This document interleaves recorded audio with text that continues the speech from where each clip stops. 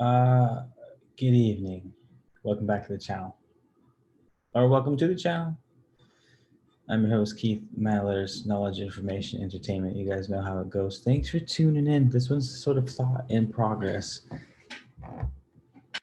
But the wolf came up a couple times. The wolf the trend has been a shift away from the standard love and light towards what's up, my sweet prince. Oh man, we might have to cut this one short.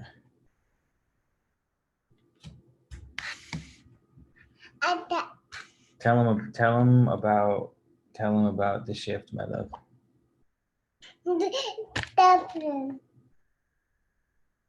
And what else? Tell him about the wolves and the intelligence and the instincts, but also the extreme intelligence part. Tell him how it works.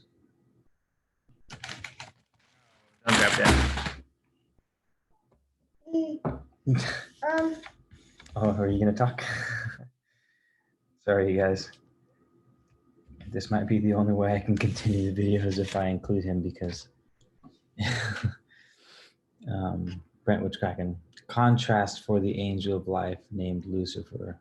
That is not a new idea.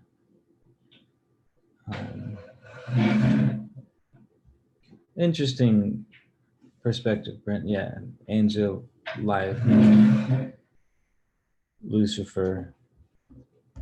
All right, so the shift will be, what's up? I love. The shift is going to be, so the wolf is going to be our focal point. Atlas, come on, my love. Here, let me see that. He's trying to get up on the chair and talk. Hey, watch your fingers. All right, he's gone. I'm gonna make this short and concise. Bear with me. Thank you for your patience thus far. The wolf has two things. He's got extreme cunning,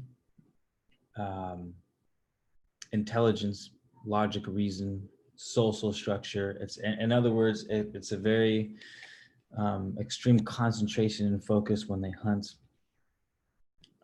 Strong mind, strong will. It's a very masculine creature, but it's also a moon-dominated creature. Extreme instincts, which is what comes to mind when you think of the wolf. And it hunts at night. It exists in the night. You picture a wolf, you see it howling at the moon. So it's got this extremely stark contrast. Man, I wonder if that's why the Starks were called the Starks in Game of Thrones, because they were of such stark contrast to the rest of the world, of that fantasy world. Interesting. Anywho, the wolf came up a few times today, and I thought, oh, that's interesting. The talk of the moon, new moon this, moon shifting into Libra that. All right, something's going on with wolves and moon. Then you have this, all the shadow work. You have sort of we had this spiritual hype with law of attraction and love and light and gurus and sort of this, you know what I mean? And then we got hit with the snake charmers and the snake oil and whatnot. That comes in every generation. We have an awakening. You sort of have the riffraff, right? Because the spiritual awakening, in fact, we've learned, is not all love and light. There's pitfalls and traps, and it's an interesting, but by no means a straight line of a ride. And the next generation of spirituality, and we've already been seeing this, is adopting the darkness as their own and sort of rebranding the darkness to, subconscious, or just extreme discernment is one of the things that I've been seeing happening a lot in the spiritual community. Is it's tricky. This whole direction that we're going in is like no one's face to face anymore. Everything becomes clickbait and catchy, flashy headlines. What can I do to get people's attention? And it's like we can't keep up. We can't keep up with the amount of information out there. Good information, bad information, what's light, what's dark. Uh, and maybe that's why we've started to adopt the darkness, our own personal darkness. It's like, all right, if I can adopt my darkness, if I can peer into the depths, peer into the abyss of my own existence and make sense of it, how I handle it, how I portray it into the world, then I'll be able to recognize it in the world so that I can't let the unknown control me anymore, which I think is sort of what happens. If we don't understand the darkness, if we can't recognize the darkness, if all we do is fear the darkness, then the darkness doesn't directly control us, but it indirectly controls us. And you all know the difference between directly and indirectly. It's just the fucking two sides of the same coin. So we might as well be controlled by the darkness if we don't adopt it, if we don't integrate it. And the wolf is the fucking is what came up as a spirit totem, an animal totem. It's nice to have. So check this out. This is how I operate. It's nice to have nature as an example of how the world works, because it's one thing to conceptualize an idea in the mind, right? Very very masculine brain, like, okay, it's just this thing. But to feel it as an emotion, to feel it in the body, to feel it as an experience, to ground the mind, in other words, that's nature.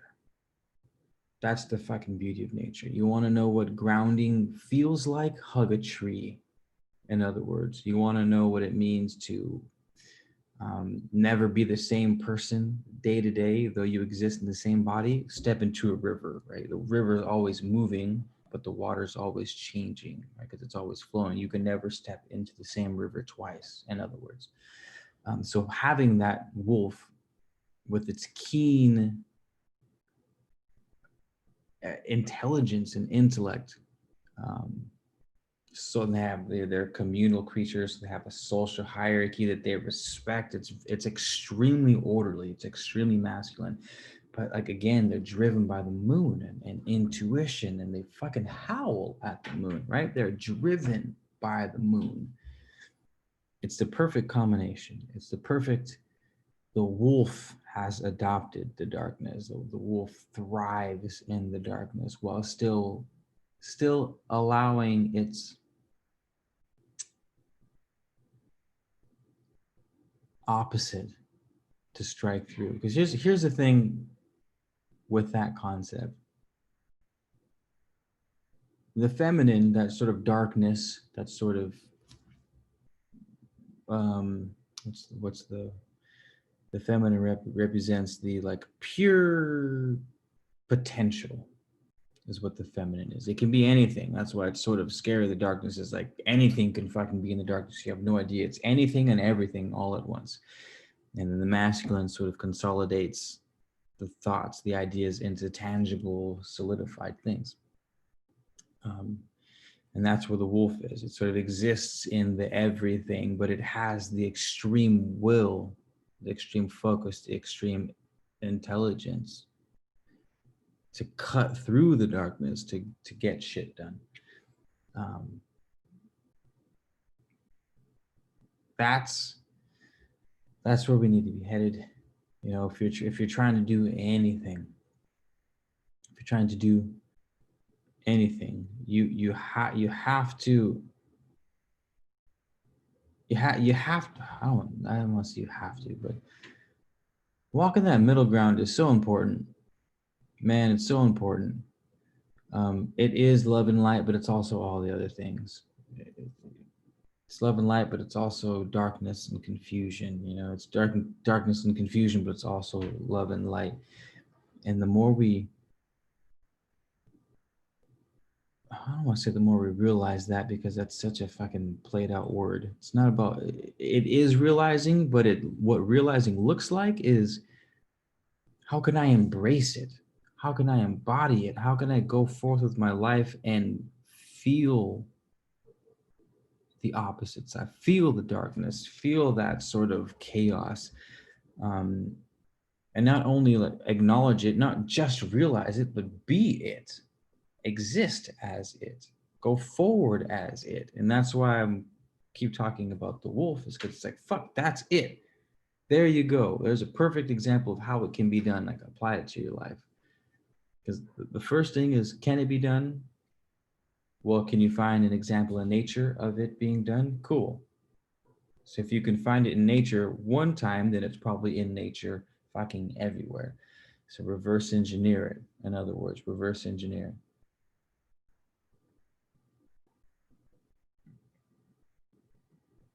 Incorporating your son as he learns subconsciously. We got him. We got him going. We got him going.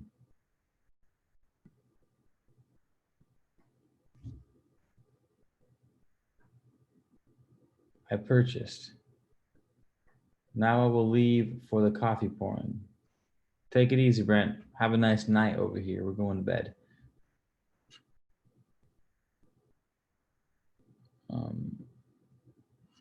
And Pepita. Thank you, kindly, Mary Brent. Thank you guys for chilling, for hanging out. It's late. It's 10 o'clock over here. Thank you guys for tuning in. That means the majority of you guys are burning the midnight candle at this point.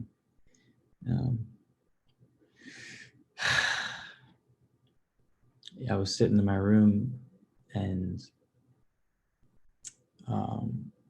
the moon creeped out. Oh man, it creeped out perfectly. It was a tree, and it was half the moon was cut over half the tree, just glowing, just giving that cool silhouette. There's nothing like a silhouette at nighttime, man. It's one of the most beautiful things you'll see, is a silhouette at night.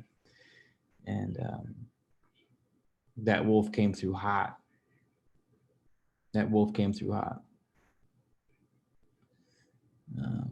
Been a long time. It has. You know what else you've been checking out lately? Sigils. You guys familiar with sigils? I'm sure you are. I wanted to keep the momentum going and the dialogue going on that, because I'm to create one soon, and I haven't done one before. Surprisingly, I have inadvertently, but not proper, not with purpose and with authority, have I? Which is what we're gonna do. So expect some sigil videos coming soon. The best way to learn something is to teach it. So if you guys are studying in school, trying to get a promotion in your job or you want to start your own business or some shit like that, trust me, if you guys want to learn something thoroughly, when you're learning it, learn it with the idea in mind that you will be teaching it to someone. Because there's a difference between taking in information and then taking in information in a way that, as you store the information, it's compartmentalized to teach it. Hopefully I didn't say that confusingly, but it's just, if you know you have to teach someone the information, the way you remember it is going to be different, plain and simple. Oh, okay, you take in a concept like, that was explained, I understand it, but the way they explained it, was hella weird. I can explain this way better to someone and simplify it. That's all you're doing. It's all I do on my channel. If I want to learn something, I'm like, all right, well, I'll make a YouTube video out of it. Okay, I have to compartmentalize my thoughts. What's most important? What's least important? How can I wrap up the idea in one sentence first to sort of give a direction of where we're going, and then break it down and get sort of intricate? It's a whole process. You know what I mean? It's been a whole process. What's a topic? Like embracing the darkness, adopting the darkness, like the wolf. We've been talking about the wolf this whole time, which is a beautiful representation of both the masculine and feminine. The extreme intellect and social hierarchy of the wolf, It's a very logically based creature. Hunt, eat, sleep, master, alpha, beta, pack mentality. It's very orderly. It's very structured. But they're also dominated by the moon. They howl at the moon. They're creatures of the night. So it's the perfect blend. The adopting of the darkness this video is all about is the integration of the human spirit in spirituality. Because I feel like in the past, spirituality is it's always seemed off balance. Some's just always, it's like, yeah, I love it. I get it. I get the feels, I get the ups. When we first get in spirituality, you're meditating, you're just sort of high on life. Like everything's beautiful. It's all love. We're all one. And you're riding that wave. And it's not too much longer until we're human. We're in the third dimension. We're human. We're going to run into some shit that's not love and light. That's heartbreaking. It's failure. It's misery. It's death, decay. It's all the other things that we wish to tuck away and never see again. And then as we tuck them away, they fester and turn into things unrecognizable.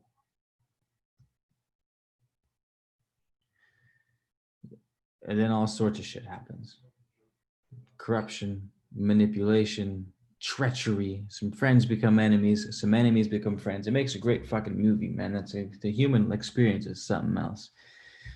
But next gen spirituality. I'm saying that's the direction I see spirituality, and the direction I encourage is this sort of embracing the darkness and believing that it is all love and light, but it also isn't all love and light. You know what I mean? Let those with ears, as they say. It takes a certain amount of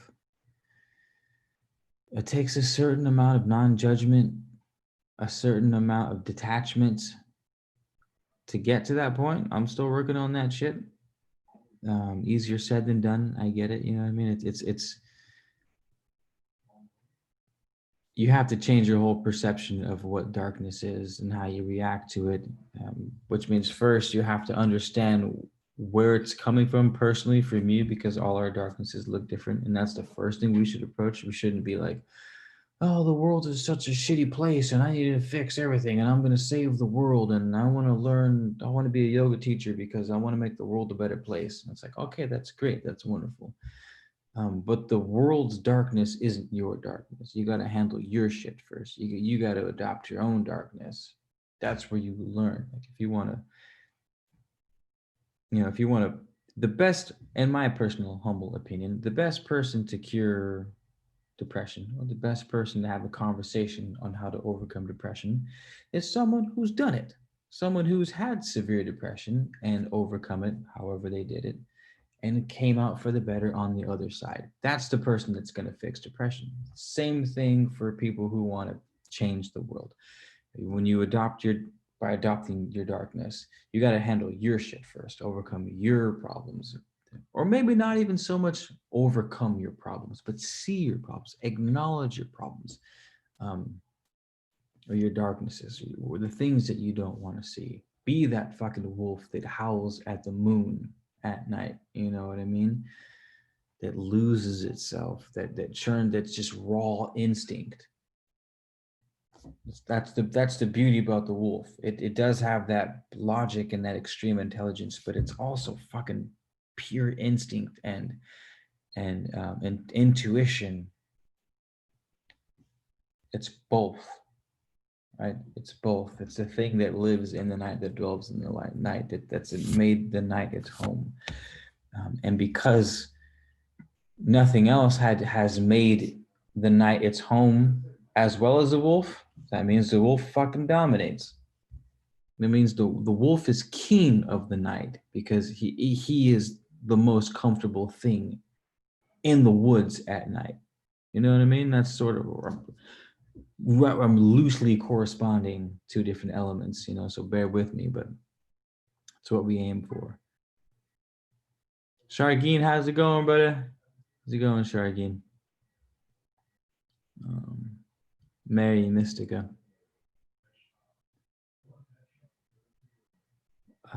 Yeah, love ourselves how we want someone to love you. That's yeah,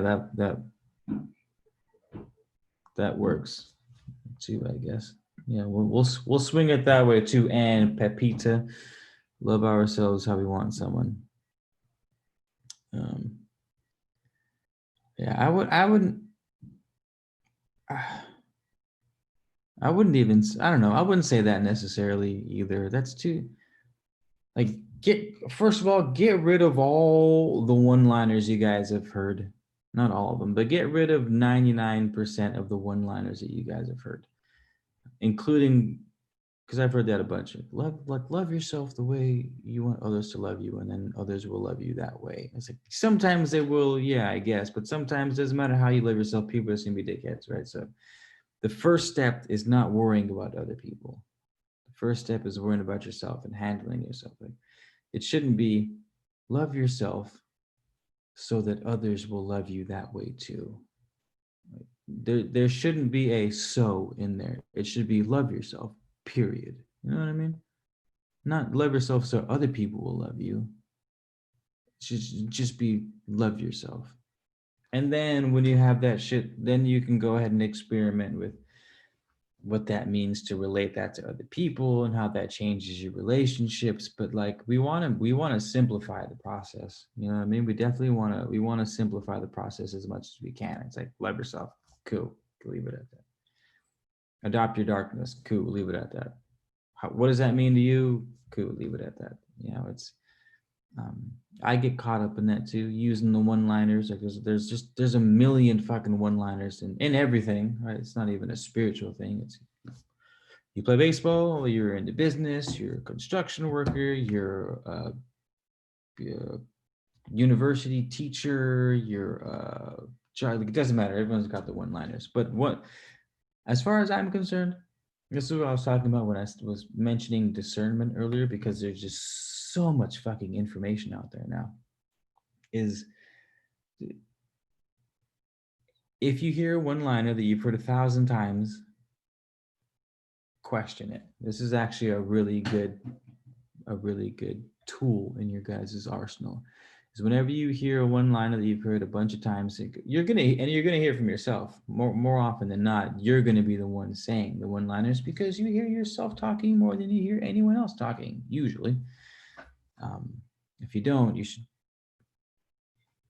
flip that around. But question it.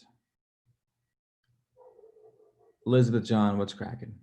Good evening. Good evening. Stephanie Ramirez. Yeah.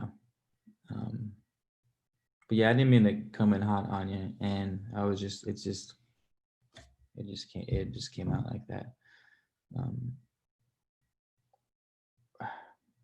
It's the perfect example, like the wolf, right? We're talking about keen intelligence.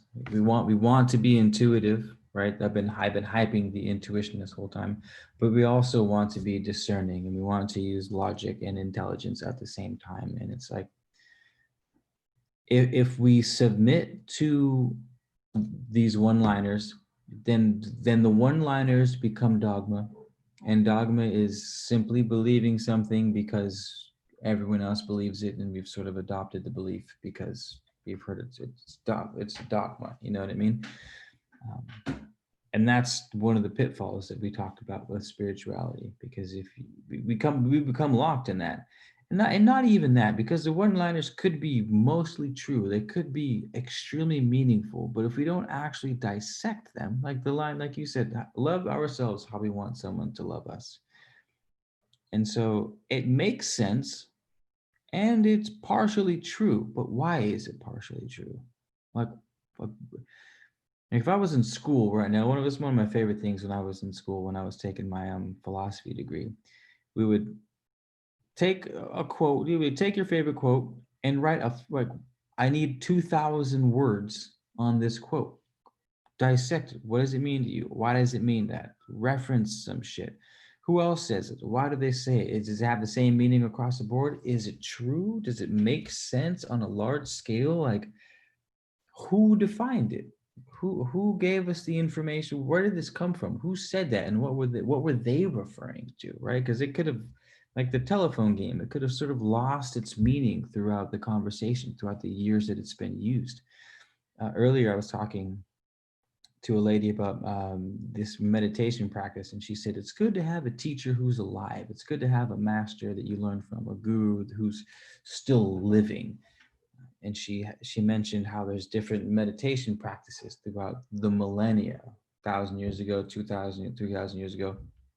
She says the meditation that the Buddha came up with 2,000 years ago was for an extremely different population. The planet was an extremely different consciousness at that time. In fact, we're talking 2,000 plus years ago. So it makes sense to sort of update the styles of meditation, the styles of spirituality to fit the modern society. You know what I mean? And then I thought, oh no shit, constantly updating, right? I guess that's what we could say with the one-liners. The one-liners aren't necessarily constantly updated. They're just regurgitated. And someone say who bought the book The Secret, read The Secret, dissected it, sort of listened to the talkers, it made a whole bunch of sense, and they felt super elated. There were new concepts, and they were sort of unfolding the concepts while everyone else was. And now say you have someone turns 21 this year. You got just first step into spirituality, and everyone in the spiritual world is throwing around one-liners. Well, they just take those one-liners at face value. They go, okay, the rest of the world is already hip to these, so I don't really have to pay them any mind. Those ones are done, and I can go ahead and study the new concepts that are coming on, assuming that the old concepts have already been dealt with. And it's like, well, maybe they haven't, right? Maybe we shouldn't take at face value all these sort of one-liners that everyone's been throwing around for such a long time, because they don't mean anything to us and they're not useful to us. You know, like thoughts become things, or law of attraction. I can't imagine, or I can't begin to tell you guys how many people hit me up over doing what I do over the past couple of years. It's like, I thought I just think like thoughts attract and law of attraction, and I'm doing all the things and I'm thinking the things and I'm writing the post-its and I'm still fucking miserable and I'm still stuck. And it's like, I want to believe it's all love and light, but then I like then my fucking mom dies or something crazy, and it's like, and they're just looking at me going, why have I been taught that the world is a certain way, but then my personal experience of that is drastically different? So, well, because you're fucking human.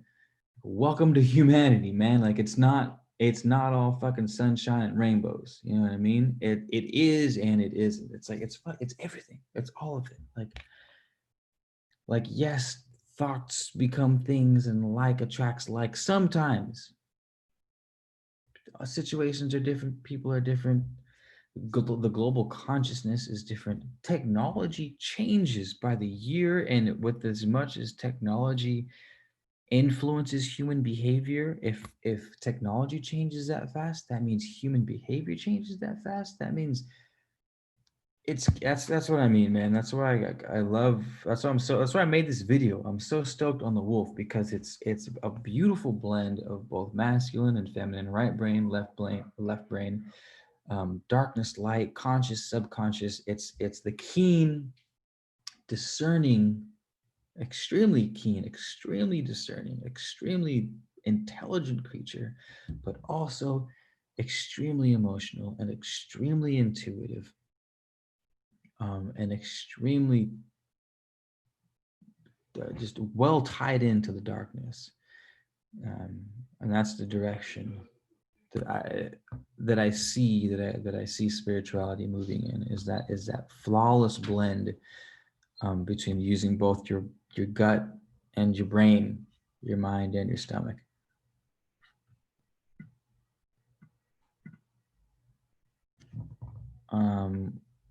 What is the Elizabeth John? Are you pulling my leg right there? Did you set me up? Did you? You set me up, didn't you? I'm gonna read Elizabeth John's last two comments because because she just gave me the sweetest alley-oop. I gotta pull you some cards for that alley-oop, Elizabeth. I appreciate that. Listen to this, guys. Listen, this is fucking exactly what I'm talking about right here. Just hear me out. Hear me out. Elizabeth John, thank you for the alley-oop. She says, always listen to your intuition. That's what people say, right? Always listen to your intuition. Right? That's one of those one-liners. Then she says, what is the one-liner? Question mark. That's the fucking one-liner. That's one of them. That's one of the ones I hate on the most, which is why I think she brought up, because she likes pressing my buttons, is this: always listen to your intuition. If you guys haven't heard this story, I'm going to tell it again because it's worth listening to. I've read it in at least 2 or 3 different psychology books. It's so they did a test. Well, we'll do the easier one. Grocery store needs to sell more German wine, so they play German music for the customers. German wine sales go up. They have a surplus of French wine. They go, hey fam, we gotta sell a bunch of French wine. They throw on some La Vie en Rose, some Louis Armstrong, make it all sweet and sexy. They sell more French wine. So you have homeboy walking into Trader Joe's and he's going, I need to get some wine for me and my boo. What should I get? He hears some trumpet, he hears some La Vie en Rose, some Louis Armstrong. He's like he's feeling some kind of way on that French life. Grab some French wine. He's like, I'm going with my gut. He's like, oh, something going. And he pulls the trigger. So what they do in these tests is they say, use your intuition to make a choice. That's the key word. They say, use your intuition to make a choice for what you want. But the scientists, people making the studies, realize that all they have to do is change something in their environment. And by changing something in that person's environment, they can change that person's decision. So the person thinks they're using their intuition when in reality, they were listening to French music. And so more often than not, they bought French wine. And it was as simple as that. And there's 1,000 different tests with 1,000 different options to pick, with 1,000 different changes in circumstance, with 1,000 different people thinking they're using their intuition when in reality, they've been influenced. Like, this is fucking marketing 101. If you guys have businesses or have taken psychology classes, you know this shit. The name of the game is to get people to make decisions thinking that they are making decisions of their own volition, when in reality, the puppeteer has been pulling strings the entire time. That's why I hate that fucking phrase, always listen to your intuition, because sometimes your intuition has been hijacked. That's the whole thing. And if you don't think your intuition's never been hijacked, then you aren't paying attention. Sorry, you're not paying attention. Me, you, your parents, your kids, hide your kids, hide your wife. Like, everybody is being manipulated to make decisions that someone else has led them to. Again, next generation, spirituality, adopt the darkness. Be like the wolf who has adopted the darkness, who thrives in both discernment and in intuition. Yeah, thanks, Aunt Pepita. Thanks for the one-liners. That's exceptionally useful in the spiritual world. Greetings from Oregon. Greetings from California. Tina S. Greetings.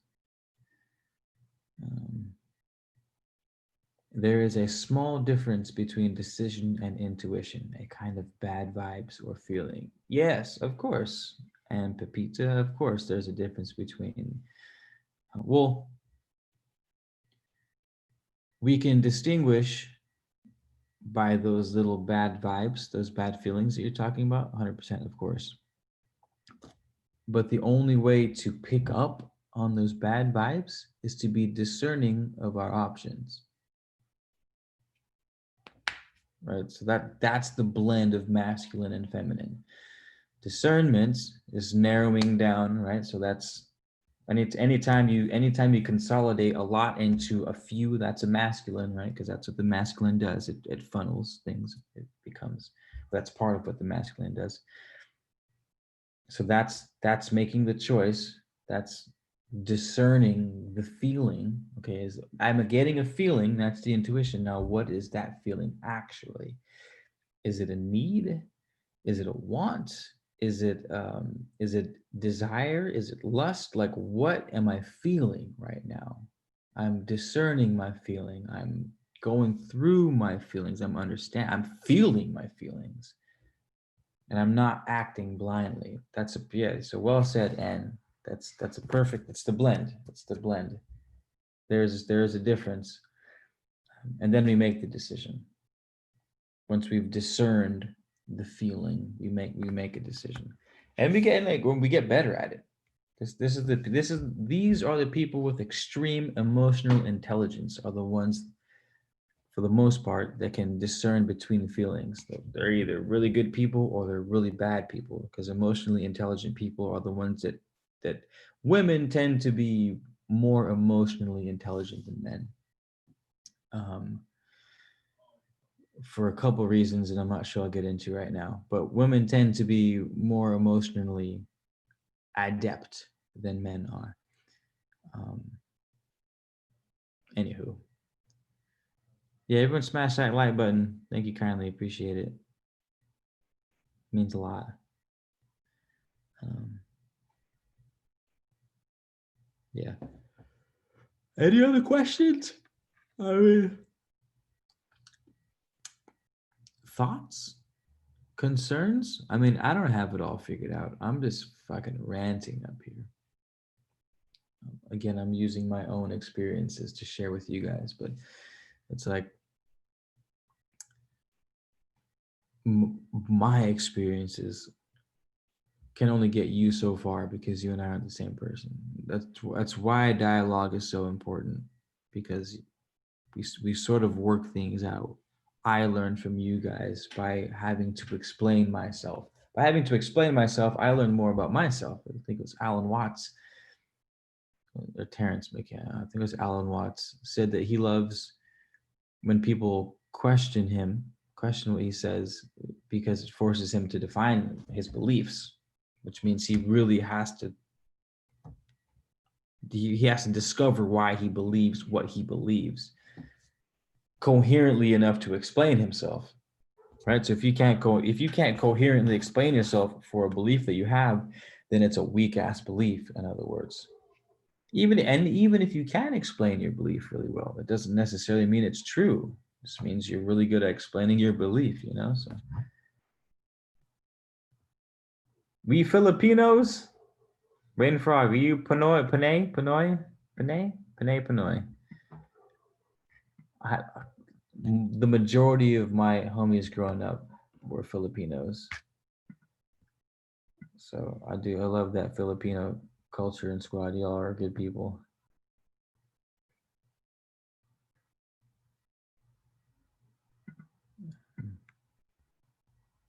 Glad to help, Brain Frog. I'm glad to thank you guys. Before you guys take off, I just want to say thank you for being here. Um, Thank you for supporting the channel through your attention and your interaction, your likes and comments and shares, and just being homies. It's Friday. It's literally Friday night. You guys could be doing anything right now. I know it's COVID, but still, you could be watching movies. You could be smashing. You could be having Bukowskis. You could be Netflix chilling, playing video games. But you're here chilling, and I appreciate the hell out of that more than you guys realize. So thank you kindly. Question everything. Yes, I stole that one-liner. Yeah, and I was being overly critical on hating on one-liners. I use them. I'll continue to use them. So I want to take what I'm saying with a bit of salt. It's just, I was doing it with reason. Pinoy, nice, Rain Frog, Pinoy. Panay is girl, right? So Panoy is boy, Panay is girl. Hell yeah. Nice. Rain frog. Oh yeah. So uh tienen preguntas, mis amigos y amigas? Questions?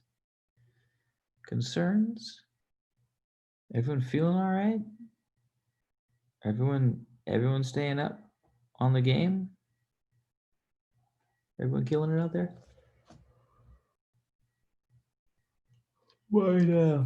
Might call it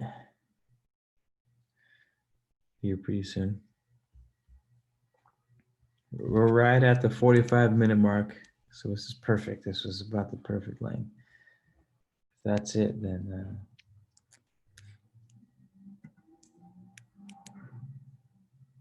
do we have any artists in the house?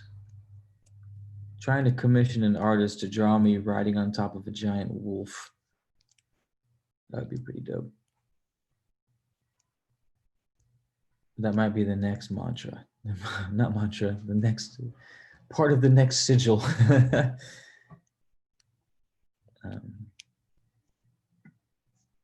Yeah. Cool. Sleepy, absolutely, Rain Frog. Rain Frog, like the concept about embracing darkness. Yeah, it's not necessarily my concept. I'm definitely not the first person to say embrace the darkness 100%. I definitely can't take credit for that. I just wanted to bring in the wolf so that we could have something tangible, because it really helps the mind wrap around the possibilities of a thing when we see it happening in nature. To see something happening in nature, just the mind goes, oh fuck, okay, that's a possibility. Some people, I need that. Some people need that. Most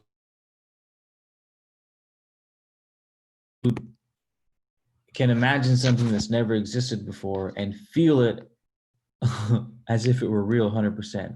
We can do it when we're on drugs, balls deep in psychedelics, or just you're meditating, you get your meditation games on point, half an hour in the morning and at noon, you're eating right, exercising daily. Like if you're on top of your game, mind, body, and soul, it's easy to sort of pull shit from the etheric realm and manifest it here.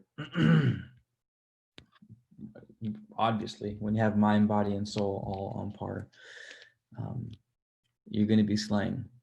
So that's all. That's all I was trying to do. I was just trying to integrate the concept of adopt the darkness with another part of your entity. And that is your relation to nature. Shit helps.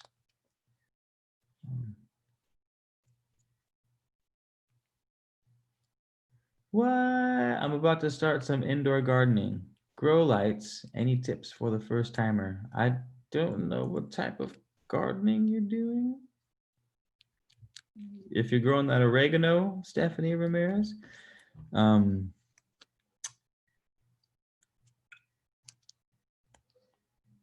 my one tip: don't overwater your plants. How about that? That's my tip. I feel like 9 out of 10 people who start growing indoor, who from scratch, beginners who grow indoor, always overwater their plants. So here's my biggest tip to you, to anyone. The perfect wetness for your soil needs to be like a wrung out sponge. So go to your sink, grab your sponge, wet the sponge with water, fill it with water, get it and smash it until all the water drips out, and then let go. That wet sponge that you just wet, that you squeeze the water out of, that is the perfect moisture content for soil in like 9 out of 10 plants. I don't care if it's a cactus plant, if it's oregano, if it's fruits and herbs, that's your key. So, and it's plants don't dry very fast indoors. So people are like, oh, I'm going to water my plants again. It's like, if it's outside, you have the elements, the water evaporates faster. usually outside. So that's my tip, Stephanie. I know, I'm sure you're probably expecting some super secret growing tip, but if I were to give that one tip to you or anybody, it would be don't overwater your goddamn plants, because it's so easy to do that. I'm pretty sure I did that to my pumpkins, and that's why I didn't get many pumpkins this year at my dad's house. I'm super bummed about it. Jasmine, nice. You got that mind, body, spirit on point, Jasmine. Glad to hear it. How many teeth does a grown wolf have? I have no fucking clue, G7. But I'm, what's the word I'm looking for? Not humbled. It doesn't humble me that you, I don't know. I'm glad that you think I'm that smart. I'm happy that you think I'm smart enough to know how many I mean that seriously. I'm not being a dick or anything. I don't know. Let's find out. How many teeth does a adult male wolf have?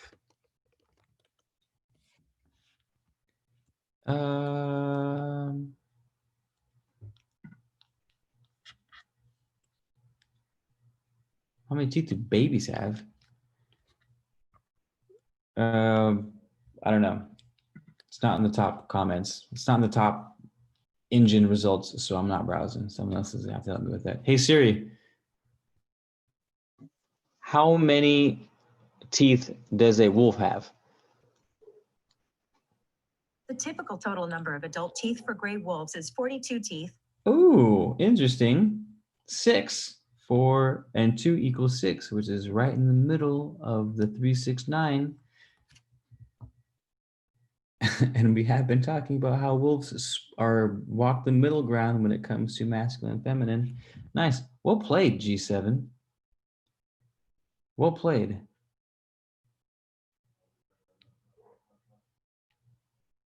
Huh. Christy Lynn, I'm doing good. I had some tea. I got some really nice herbal detox tea from a super spiritual shop out in Denver. And I'm really enjoying it. I had some good tea, chilling, hanging with the squad. We got a nice little thing going on here.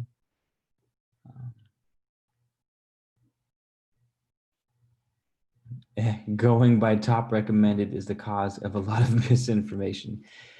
JD-san, coming out of the woodworks, dropping knowledge. Good point. Good point, good sir.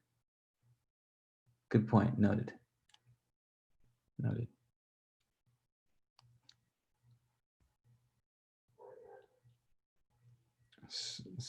Samadhi.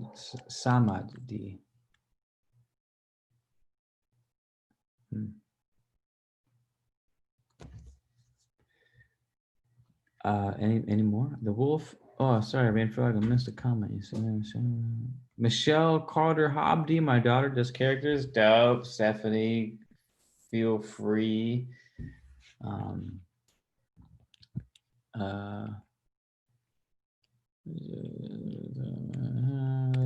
The wolf in Wildwood Tarot is a strong character, being comfortable in embracing the darkness and being at ease in it, while at the same time howling at the moon, celebrating its light. Yep. That's what I'm saying, man. Not only does the wolf embrace the darkness, it thrives in the darkness. It loves that it praises the moon. Oh, praises the moon at night. Praise it, baby.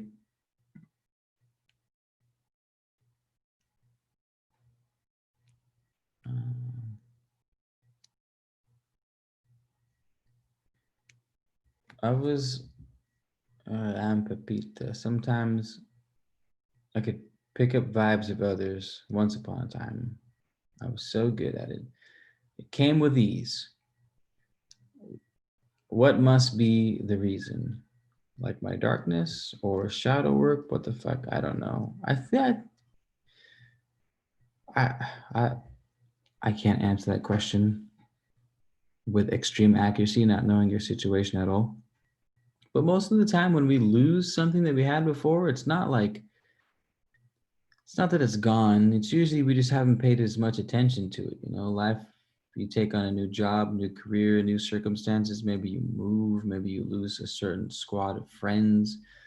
Um, there's a bunch of reasons why you could sort of lose your mojo, in other words.